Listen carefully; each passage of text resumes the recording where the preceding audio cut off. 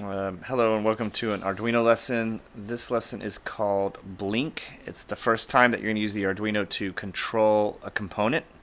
And since we're trying to control a component, we're talking about outputs. And those are things that we can turn on or move or make sound. Those are the only things you're going to be working with. We'll come back and talk about how to codes and set up some inputs like buttons and switches and such. So the inputs are the ones that you're going to have taking in information, and then the outputs are the ones where you're sending a signal to turn something on or off or move it. Okay. All right. So I've got my fritzing up here. I'm going to do this in fritzing. My breadboard, my Arduino, I've got an LED, and I have to have one of these resistors because the LED only can take about 3.5 volts, and we're going to be sending 5 volts to it. So the resistor cuts that down. It helps it not explode.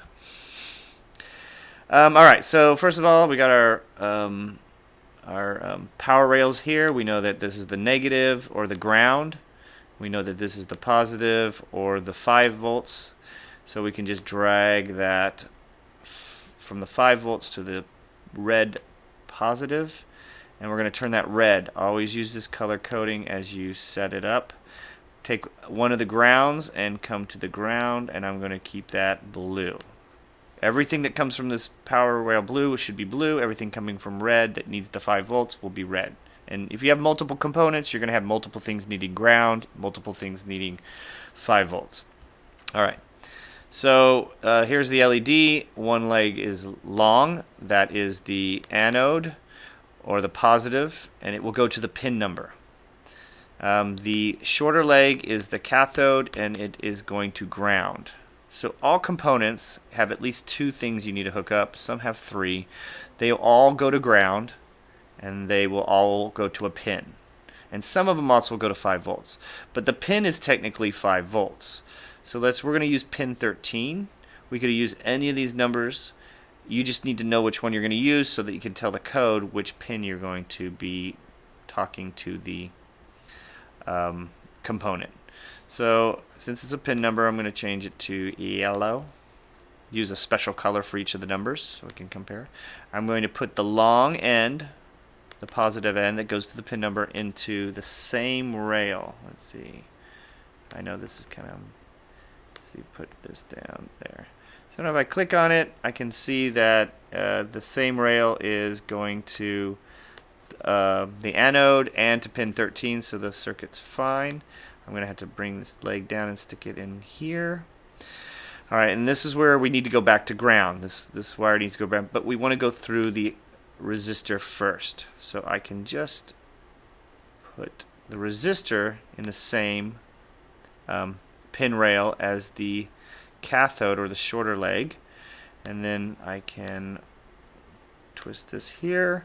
So now the electricity or the current will come down here through the resistor, causing it to be less than 5 volts, maybe like 3.5 volts. And then we need to go back to ground.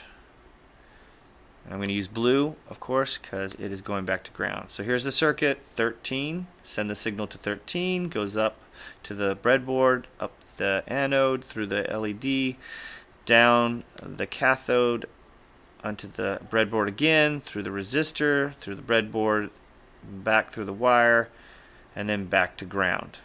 In this case, this LED doesn't use the 5 volts at all. And in fact, that's the difference is, instead of just using it like a battery and going 5 volts to ground, we're using pin 13. The Arduino can send the signal through pin 13. Okay? So there's just basically 2 main bits of code that you're going to use to control. One is called pin mode, which you will use for every pin in void setup, and then digital write.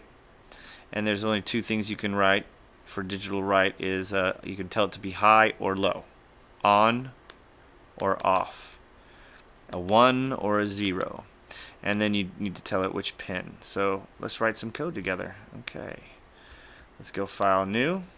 We've got our Arduino up. We've got void setup, of course. We're between the curly brackets. We're going to write pin, capital MODE. It's a function, turns red. pin 13, because that's the, so you always open the parentheses with the first is what number, what pin are you working with. So this could be any of the pins 0 through 13, or if you're going to use one of the analogs, it would be A0 or through A5. And then you put comma, and then you write, is it an input or an output? See, that's not that difficult. So it's really, that's it.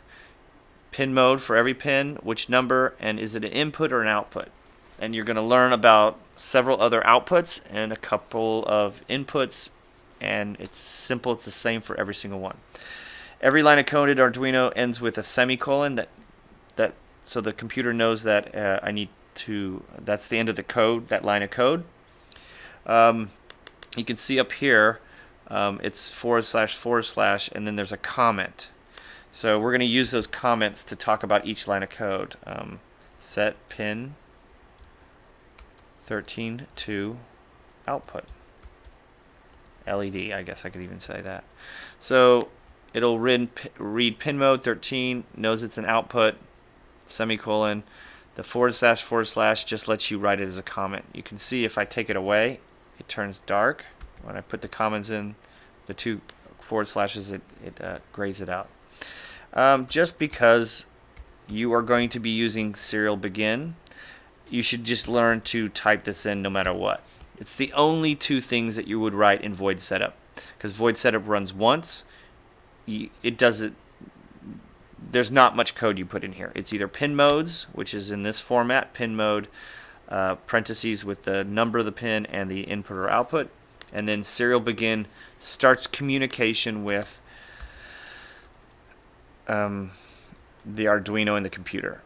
Start serial monitor, and I'm going to talk about this. You'll get used to this. This is going to be saving you lots of problems if you have problems with your code. It lets you read what your inputs are saying or what your variables are. More on that later. So then you come down here. You can see that if you click on the curly brackets, it tells you the curly bracket at the top here, curly brackets. Those are just the symbols that are between the code. So the code goes between them. So the only code you need to know to turn on a digital output like an LED is digital write. Digital with a capital and then a capital W for write. And again, it's just like the other one. You tell it which pin you want to write to or send a signal to, comma, and there's two choices with this as well. High or low. High means 1 or on. So turn the LED on. And then you would say digital write. We're going to turn it off. Pin 13, low. Low is like 0, meaning no voltage at all. Semicolon. Turn it off.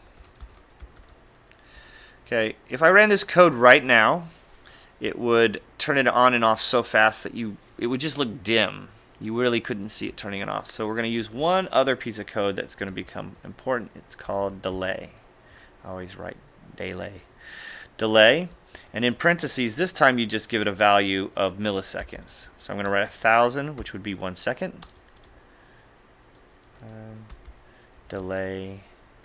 I do that every single time. 1,000 milliseconds. Okay, and then after I turn it off, I want it to delay as well. You know what I'm going to do? You can do this. Copy and paste. Okay, there you go. That's the code to turn it on and off. There's some things that you can change out. You can change the delay so it blinks faster or slower. If you want to, you could copy this whole line of code and you could make it do a heartbeat by kind of doing a 500, and more than likely you're going to be using an LED in your project or your product, whether it's a lamp or it's a warning or it's lighting up something or giving you feedback about it's time to get up and walk around. So this is just the beginning. We're just controlling it. We're not having there's no inputs yet, like that we haven't pushed a button to turn something on or we haven't turned a knob to change the color. This is just how you turn a digital output on or off. So you could, if you wanted to extend, you could put another pin, another LED in, say to pin 12, like I'm doing. Same thing, output. We've already got that. We don't have to worry. The serial begin is just the same for each of them. But you could turn one LED on while you're turning one LED off. And do that all the way down. Alright, and if you wanted to hook that second LED, I think you just bring out another LED, hook it up the same way. The long end goes to the pin, so let's say I put pin 12 on the same one. Going to go ahead and change the wire color to orange.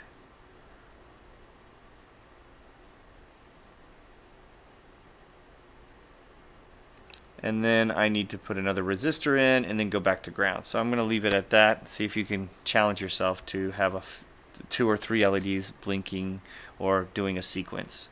Thank you very much.